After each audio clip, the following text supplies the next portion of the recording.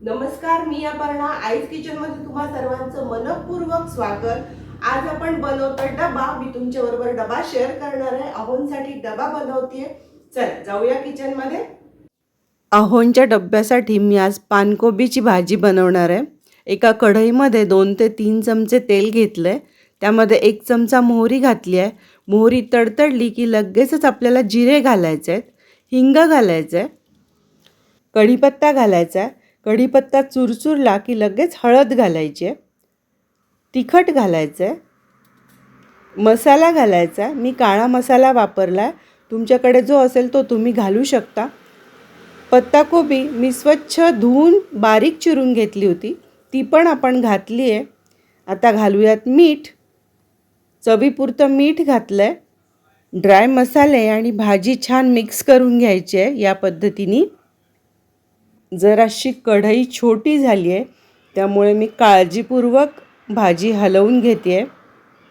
सकाळी जर आपल्याला डबा करायचा असेल ना, तर डबा काय बनवायचा, फ्रीजमध्ये भाजी कुठली आहे किंवा आपल्याला उसळ करायची आहे का, याचा जरा रात्रीच विचार करून ठेवायचा, म्हणजे सकाळी अगदी सोपं जातं।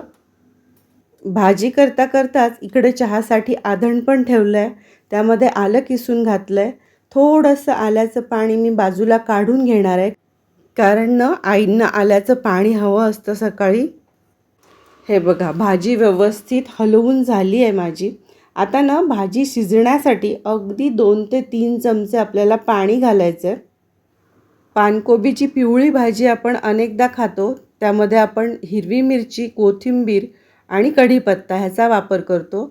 इथे मी भाजीमध्ये तिखट आणि काळ्या मसाल्याचा वापर केला आहे, त्यामुळे भाजीची चव ही अगदी वेगळी लागते। आता झाकण ठेवू, झाकणावरती थोडंसं पाणी घालू, म्हणजे पत्ताकोबी आपली छान शिजेल।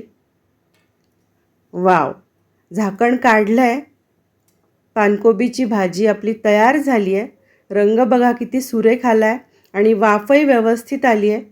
कोथिंबीरीशिवाय तर आपली गाडी काही पुढे जात नाही, त्यामुळे कोथिंबीर घातली आहे। इकडे चहामध्ये मी आलं पुन्हा एकदा घातलं आहे, कमी वाटलं म्हणून, आणि चहा टाकला आहे। सकाळी डब्याच्या गडबडीत गृहलक्ष्मीला किती वेगवेगळी कामं करावी लागतात ते बघा। चहा आपला उकळून झालेला आहे, भाजी पण ऑलमोस्ट तयार आहे। आता हा चहा मी झाकून ठेवणार आहे। इकडे मी ब्रेकफास्ट बनवते आहे आणि ब्रेकफास्टसाठी मी कुस्करा बनवणार आहे।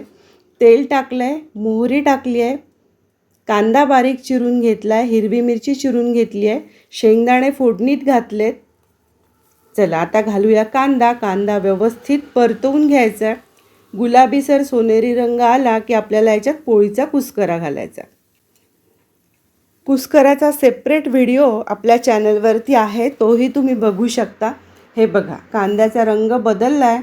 आता आपण ड्राय मसाले घालून घेऊयात, हळद, तिखट आणि पोळीचा कुस्करा। कुस्करा आमच्या घरची फेवरेट डिश आहे। कुस्करा आणि हे सगळे ड्राय मसाले, म्हणजेच तेलात आपण जी फोडणी केली कांदा घालून, ती सगळी मिक्स करून घ्यायची आहे। चवीपुरतं मीठ आणि साखर पण घातली आहे कुस्कऱ्याला, आणि हे छानपैकी एकजीव करत हलवून घेऊयात। बघा, डब्बा करता करता आपण किती गोष्टी केल्या आहेत ते। चहा केला आहे, ब्रेकफास्ट बनवला आहे, भाजी आपली तयार आहे, पोळ्या माझ्या आधीच करून झालेल्या होत्या, त्यामुळे ऑलमोस्ट सगळं झालं आहे। आता हिरव्या मिरच्या नसतील तर आपण तिखट घालूनही कुस्करा बनवू शकतो। आता मी इथे हिरवी मिरची वापरली आहे, म्हणून तिखट अगदी चिमूटभर घातलं आहे। कुस्करा व्यवस्थित हलवून झाला आहे माझा। थोडीशी वाफ पण काढून घेतली आहे कुस्कऱ्याला। कुस्कऱ्यासोबत एखादी लिंबाची फोड किंवा दही किंवा ताजं कैरीचं लोणचं, आहा क्या बात है। चला, हा घ्या गरमागरम वाफाळता कुस्करा, त्यासोबत दही आणि लिंबू। ब्रेकफास्ट नंतर आपण चहा उकळून ठेवला होता, तो सुद्धा द्यायचा आहे, डबा पण भरायचा आहे घाईच घाई। चला आता फटाफट डबा भरून घेते। 2 पोळ्या मी डब्यात टाकल्या आहेत, भाजी भरती आहे। पत्ताकोबीची भाजी, वरनं थोडीशी कोथिंबीर पण घालूया। आणि या तिसऱ्या छोट्या डब्यात मी थोडंसं फरसाण देणार आहे, म्हणजे तोंडाला चव येते। आणि डब्याच्या वरच्या या छोट्या ताटलीमध्ये ताजं कैरीचं लोणचं देणार आहे। वाव, तोंडाला पाणी आलंय. चला आता आपण शेवटचा डबा भरून घेऊयात. यामध्ये ओमेगा 3 रिच जवसाची चटणी म्हणजे फ्लॅक्सीड चटणी आपण भरतोय. त्यामध्ये तेलाची धार आणि ही चटणी व्यवस्थित तेलामध्ये कालवायची आहे. परफेक्ट. झाकण लावूया आणि अशा रीतीने आपला डबा भरून तयार आहे. आता आपण चहा गाळून घेऊयात कारण अहोंचा नाश्ता हा झालेला आहे. दबवून ठेवलेला चहा आता मी कपात गाळते आहे आणि वरनं थोडंसं दूध घालणार आहे म्हणजे चहाचा फ्लेवर अतिशय कमालीचा छान येतो. फ्लेवरफुल सुगंधी असा चहा आपला तयार आहे. हे बघा, कमाल. आज आपण बनवलेला डबा तुम्हाला आवडला की नाही आवडला हे मला कमेंट करून नक्की सांगा. व्हिडिओ आवडला असेल तर भरपूर लाईक्स द्या, शेअर करा आणि सगळ्यात महत्त्वाचं म्हणजे आपलं चॅनल सबस्क्राईब करा. चॅनल सबस्क्राईब करायचं आहे आणि ऑलला देखील क्लिक करायचं आहे म्हणजेच नवीन येणाऱ्या सगळ्या व्हिडिओचे नोटिफिकेशन तुमच्यापर्यंत लगेचच पोहोचतील.